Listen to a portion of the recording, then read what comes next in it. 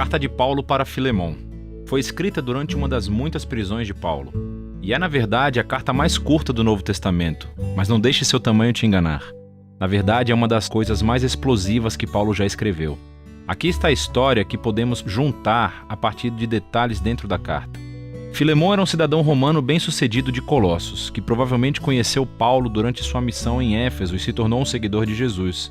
Mais tarde, quando Epáfras, colega de Paulo, começou uma comunidade de Jesus em Colossos, Filemon tornou-se líder de uma igreja que se reunia em sua casa.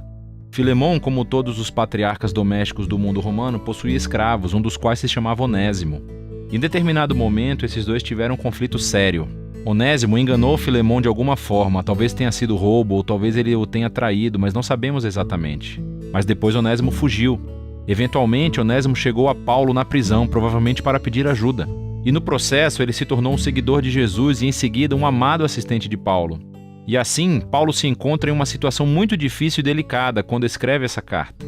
Ele pedirá a Filemon não apenas para perdoar Onésimo e recebê-lo de volta, mas para aceitá-lo como um irmão no Messias e não mais como um escravo. Veja como ele faz isso. Paulo começa com uma oração. Primeiro, louvando Filemon e agradecendo a Deus pelo amor e fidelidade que ele demonstrou a Jesus e ao seu povo. E então abre o caminho para o seu pedido com esta frase: peço a Deus que a fé que une vocês a nós faça com que compreendamos mais profundamente todas as bênçãos que temos recebido na nossa vida, por estarmos unidos com Cristo. Agora, uma palavra-chave aqui é a parceria, ou em grego, koinonia.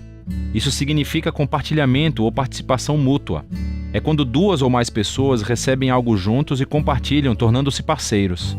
Paulo está dizendo que a fidelidade a Jesus significa reconhecer que todos os seus seguidores são parceiros iguais, que compartilham juntos o dom do amor e da graça de Deus. E para Paulo, essa experiência de koinonia entre os seguidores de Jesus não é apenas uma ideia, é algo que você faz em seus relacionamentos, o que leva Paulo a seu pedido. Ele finalmente cita Onésimo.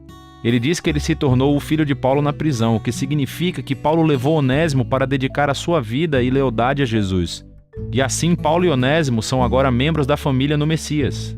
Ele está servindo a Paulo fielmente na prisão. E mesmo que Paulo queira mantê-lo por perto, ele sabe que este conflito não resolvido com Filemon tem que ser reconciliado se eles afirmam que são seguidores de Jesus.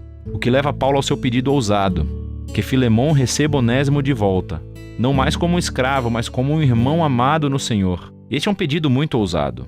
Sob a lei romana, Filemon tinha todo o direito legal de punir ou mandar prender Onésimo. E Paulo não está apenas pedindo-lhe para perdoar Onésimo, mas para receber de volta seu ex-escravo em Colossos como um igual social, como um membro da família. Isso é muito mais do que gentileza, isso é inédito. É libertar um escravo e depois tratá-lo como um membro da família. Isso perturba o status quo da ordem social romana. Por que Filemon deveria fazer uma coisa dessas? E aqui Paulo faz uma jogada brilhante. Ele lembra a palavra-chave da oração de abertura. Ele diz, se você realmente é meu parceiro, é aquela palavra grega koinonia novamente. Então receberá Onésimo como se ele fosse eu. E se ele te ofendeu ou te deve alguma coisa, ponha isso na minha conta e eu pagarei. Nesse pedido, vemos o coração da mensagem do Evangelho de Paulo sendo encenado. Antes de mais nada, é sobre reconciliação. É como ele disse aos Coríntios. Em Cristo, Deus estava reconciliando o mundo consigo mesmo, sem contar os pecados das pessoas contra ele. Então, nessa situação, Paulo está se colocando no lugar de Jesus. Ele absorverá as consequências do erro de Onésimo. Ele pagará qualquer custo para poder se reconciliar com Filemon. Mas a mensagem de Paulo era mais do que um negócio legal. É também sobre koinonia. Onésimo, Filemon e Paulo são todos iguais perante Deus. Todos compartilham a mesma necessidade de perdão. E assim, diante da cruz, todos são iguais, o que significa que Filemon e Onésimo não podem mais se relacionar como mestre e escravo. Eles são membros da família, eles são irmãos em Cristo. Ou, como Paulo disse a Filemon e a toda a igreja de Colossos, na nova família de Deus, as pessoas não são gregas ou judias, nem circuncisas ou incircuncisas, nem estrangeiras ou bárbaras, escravas ou livres, mas Cristo é tudo e está em todos. Paulo encerra a carta afirmando a sua confiança de que Filemon fará mais do que o pedido de Paulo. E ele pede para que prepare um quarto de hóspedes porque quer visitá-lo assim que sair da prisão. E então, com algumas saudações finais, Paulo encerra a carta. A carta de Paulo para Filemon é poderosa por muitas razões. É a única carta em que Paulo não menciona explicitamente a morte ou ressurreição de Jesus. Isso não é um descuido. Ele não precisa explicar a cruz com palavras porque está demonstrando isso através de suas ações. Paulo está incorporando aqui o significado da cruz. Ele tornou-se no lugar através do qual Onésimo e Filemão são reconciliados com Deus e depois uns com os outros. Essa carta também nos mostra que as implicações das boas novas sobre Jesus são extremamente pessoais e nunca privadas. O fato de Filemão e Onésimo serem agora irmãos em Cristo faz com que o seu relacionamento de senhor e escravo seja totalmente irrelevante. A família do povo de Jesus é o lugar onde todos são beneficiários da graça de Deus.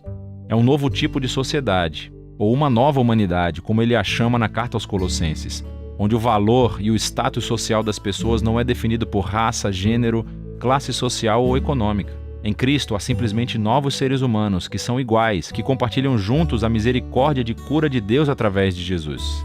E é disso que se trata a carta de Paulo a Filemão.